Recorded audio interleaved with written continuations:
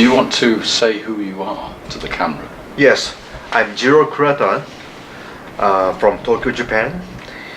I'm an anesthesiologist with experience nearly 30 years. I'm a researcher of neuroimaging on pain perception as well as anesthetic action. That is why I was attracted to the MAA meeting and have attended 5 of all the 10 MAA meetings so far, and will be attending a further meeting as well. Okay, that's my interest. Okay, I'm also concerned with intraoperative awareness, and of which one case actually I personally experienced. So not myself, but on my patient. So I did that. So I experienced that when I was approximately 28 years old or something. Sure. So only after a couple of years of experience as an anesthesiologist. Sure. And that shocking experience cannot be forgotten. Yes. Okay. So it's affected you profoundly, and you're seeking to make sure it doesn't happen again. Oh yes. Yeah. Sure. Yes. Sure. Right. Okay. And that's my professional belief. Sure. Or kind of a. Yeah. Okay. Yeah. And what's your official appointment? You have a university appointment. Oh yes. I work as an associate professor at Tokyo Medical and Dental University, Department of Anesthesiology. Sure. Yes. Very good. And yes, yeah. I do pain clinic once a day, and anesthetize patients 3 times a week, and I do research once a week. Okay, Sure. 1 day a week, and Sure. that's my whole schedule. So I have a chance to anesthetize people 3 days a week. Sure. Yeah. Yeah. Great. And I'm Professor Michael Wang. I am Emeritus Professor of Clinical Psychology at the University of Leicester in England, United Kingdom. Yeah. So okay. Right. Can I ask you, Yep. what do you consider, or how would you define an adequate general anesthetic? Adequate general anesthetic. Okay. So adequate general anesthetic should have adequate analgesia, which consists of adequate methods of anti-nociception, including regional anesthesia, and or opioids, sufficient opioids such as remifentanil or fentanyl. Yes, and based on that, we should have adequate level of inhalation or intravenous anesthetic, so that is sufficient to make patients unconscious. Yeah. Okay. So that's very vital to my practice of anesthesia. Okay, that's great. Some of our colleagues have a different criterion. Some of them think that the most important thing is amnesia. Right. What do you think of that? I expected that you will mention that. So amnesia. So amnesia is something uncertain. Okay.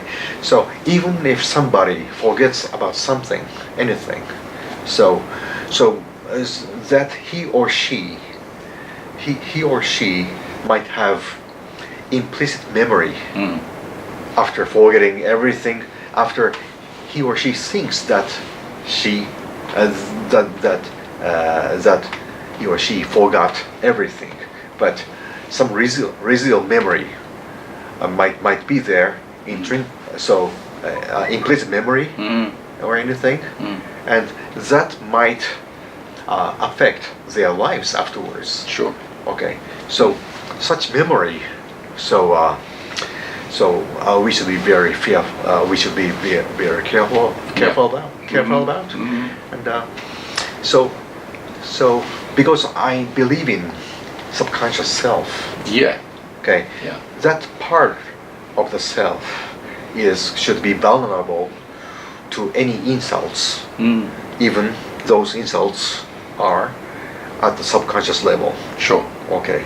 So those insults could affect subconscious self. Yes. And that could be very bad to their life afterwards. Okay. Yeah. That's my concern. Sure. About anesthetizing people. Sure. Yes. Yeah. Okay. What is your view of the role of neuromuscular blocking agents? How should they be used in routinely general anesthesia? Okay. So I think that is definitely required when we want to intubate patients. Okay, because intubation of the trachea requires a kind of invasive procedure using laryngoscopes, which is sometimes harmful. Yeah. And induces bleeding. So in the larynx. Okay, and so it sometimes causes vocal cord dysfunction. Sure. Okay, to avoid all those side effects, so using neuromuscular blocking agents is very reasonable when you want to secure the airway. Sure. So by intubation, and so that's one thing, and another thing is, so you will definitely need to use neuromuscular blocking agents when you have surgeons operate on abdomen, so intestines or gastric or stomach. So in the abdominal space. Yes. Okay. So and also sometimes required when orthopedic surgeons want to operate on the back, because sometimes muscular tension makes it hard for them to have good operating field. So in that cases, so sometimes we have to help them by providing sufficient neuromuscular blockade. Sure. Yeah. Yeah, absolutely. What do you make of patient movement? So let's hypothetically imagine that you're doing a case not using neuromuscular blockade, so Yes. no muscle relaxant. Yes. And during the course of the maintenance phase, Yes. the patient moves an arm or a leg. Yeah. What does that make you think? Okay. First, because of my experience, so I would suspect awareness of patient, and the next moment I will see if sufficient concentrations of anesthetics are being administered to that patient. Sure. Via inhalation or intravenously. So I will check the BIS monitor, and the other.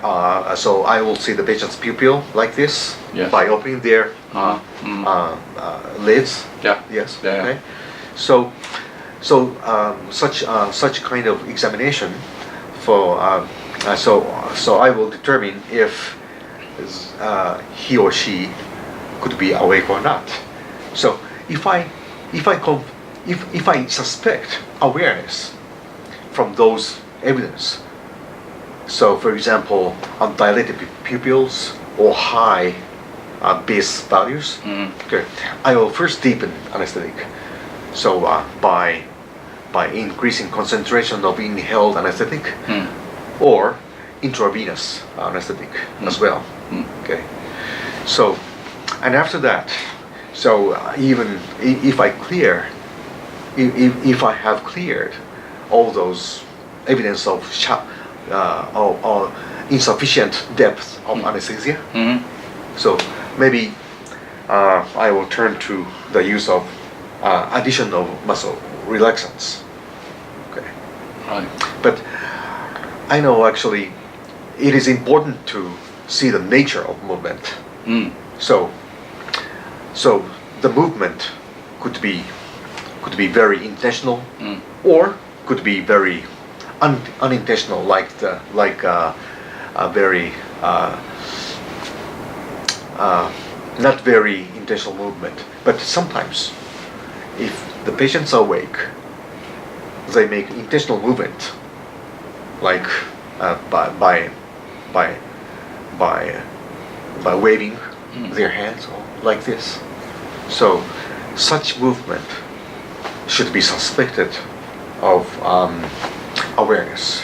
Yeah. So we should be aware of that. So we must be aware of such distinction. So Yes. so our awareness movements or unintentional unconscious movements. Okay, that's Okay. very important. Okay. Would you think about speaking to the patient? Yes, actually.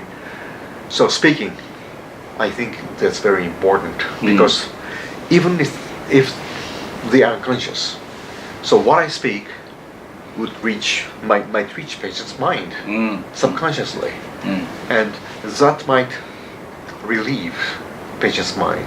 Sure. Okay, and that's one thing.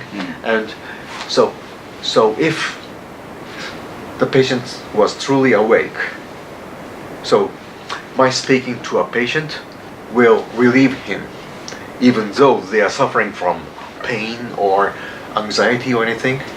So at least if I speak to a patient, so as if he or she was awake, okay, that will relieve the patient. Sure. Okay, partly. Yeah. Partly. Yeah. Okay. Great. So and that means we respect all those him or her as a person having dignity. Okay. So it's so it means that. So I think it's important for anesthesiologists to treat patients as if they are awake. Yes. So it's about patient's dignity. Yes. So we should not treat patients as a dead body or unconscious body. Okay. Okay. So we should always treat or handle patient's body as if they are awake. Yeah. Sure. Sure. It's a politeness Yeah. or respect Sure. to patients. Yeah. Yeah. I think that's an important part Indeed. of our professional. Yeah. No, I Because understand. actually, I see that part of any anesthesiologist colleague's behavior. I determine. So I see those behaviors of my colleagues and evaluate my colleagues' potential. Yeah. Yeah. Okay. Yeah. So value Yeah. as an anesthesiologist. Yeah. Would you say that in Japan Yeah. there is any problem with the surgeon? What I'm thinking about here is that I know that some of our colleagues, perhaps in Europe and the United States, are reluctant to start speaking directly to the patient because they fear loss of face, loss of credibility with their surgical colleagues. They worry that the surgeons will think this anaesthetist is not competent. Is that a concern in Japan? Well, many surgeons, so takes it for granted that patients are always unaware of their environment. Yeah. So in the operating room. So, and that's why many surgeons behave so in a very freely or even in a rude manner. Okay. I think many surgeons behave as if their patients do not hear anymore. Yeah. Okay. Yeah. But I know that excellent surgeons behave like they always respect the patient. the patient. And I noticed that. Yes. So I noticed the surgeons' respect toward patients. Yes. But do you think that some of your colleagues, especially your junior anesthetic colleagues, are worrying about how they are perceived by the surgeons? So if they are anesthetizing a case, a patient, they are then often wanting to do the best they can for the surgeon, not so much for the patient. Right. So if they think the surgeon wants the patient to be absolutely still, then they will of course put lots of muscle relaxant into the patient. And maybe they would have a problem with communicating with the patient in the way you've been describing, because they will worry that the surgeon will think this is an incompetent anesthesiologist. Well, I don't think so. Actually, okay. So for surgeons, it is important to do what they want to do. Okay. So at least I offer them a sufficient environment, conditions, where surgeons can do whatever they want to do. Yeah. Okay. So besides, it is our intention or a will to respect patients' being as they are, and so it's my policy to treat them as if they are awake. Yeah. Okay. Yeah. So and that way I sometimes speak to them. Yeah. And confirm confirm whether they are conscious or not. Yes. Okay. And that doesn't matter to surgeons. So I do. So what I'm expected to do, I do what I must do to patients. Okay. So that's my professional attitude. Okay. So some junior some junior anesthesiologists tend to face surgeons, and sometimes they miss patient signs. Okay. So because many young anesthesiologists want to have themselves respected by surgeons. Okay. So they respect their relationships with surgeons or the other colleagues or department head or anything. Sure. Yeah. Sure. So, okay. I think my belief is that a beauty of anesthesiologist is that we can always stand in a position most close to patients. Yes. So other than compared to any other professionals. Yes. So you're the surgeons. advocate for the patient. Advocate of patients. Yes. Yes. Yes. So that's I think that's a very vital, essential part of anesthesiologist. Yeah. We sometimes try to stop surgery to protect patient's interest or life, and we sometimes need to stop surgery before it takes place. Yes. Okay. We must say that this patient is not well prepared for surgery. Sure. So you need to control diabetes or hypertension or any other comorbidities or complications. So the patients can undergo surgery in the best condition. Okay, so if I determine that this patient needs more preparation, I would always stop surgery. Yeah, sure. Whatever the surgeons intend to do. So I am the best advocate of patients. That's what I believe.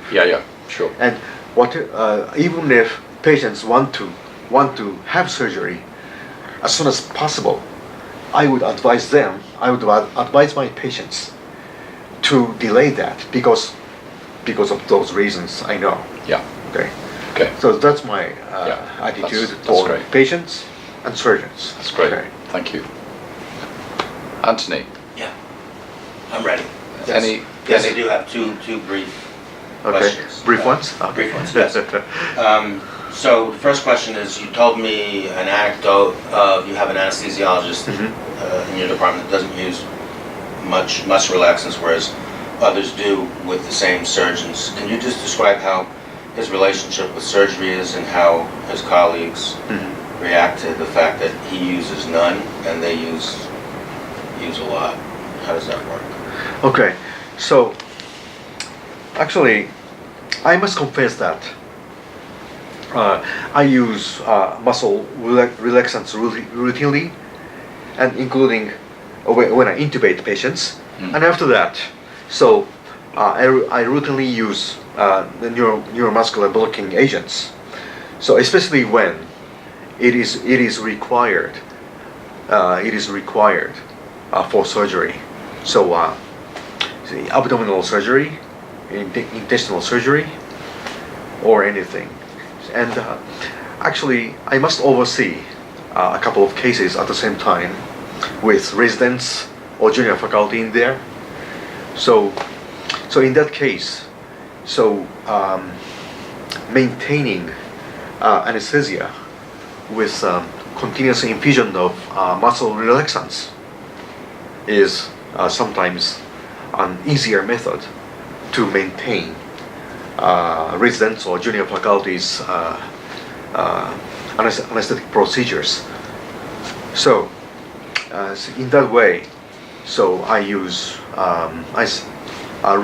routine neuromuscular blocking agents. But over that, so I try to be aware. I try to be aware against. What about this colleague signs who? Of, what about this colleague who doesn't use muscle relaxant? Does not use muscle relaxants. I actually I praise that attitude actually. But in doing that, so one very attending or experienced anesthesiologist should be with patients all the time, because avoiding the use of muscle relaxants involves some kind of safety problem because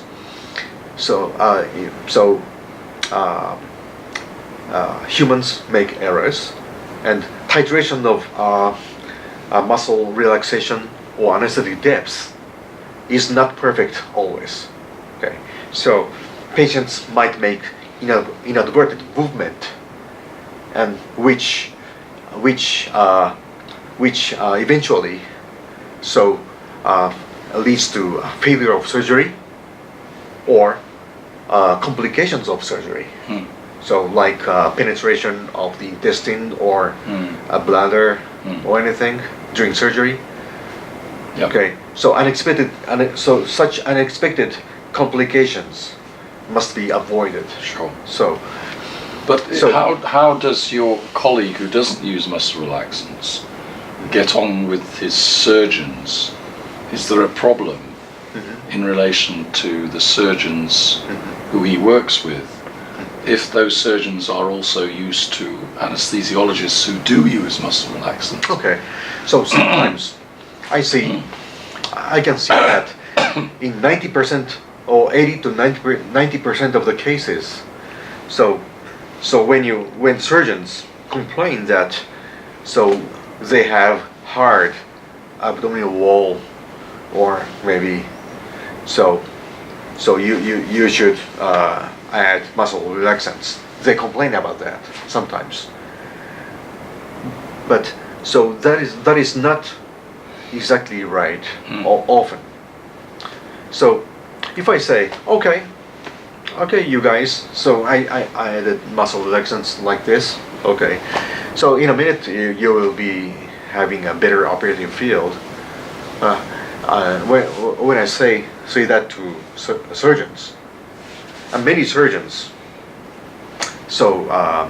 after that placebo injection or ghost injection, okay, so they're satisfied. Okay, it's easier, like that. So You're surgeons you're evaluation. deceiving your surgeon. Yes, because surgeons are not expert. Many surgeons are not expertised enough Right. in doing their procedures, Right. and they complain of other unrelated things Sure. of Yes. their Yes. failure of surgery, Sure. or Yeah. their insufficient Yeah. ability Yeah. of doing surgery. Yeah. So they complain of muscle relaxants, or a failure of anesthesia procedures or anything. Okay.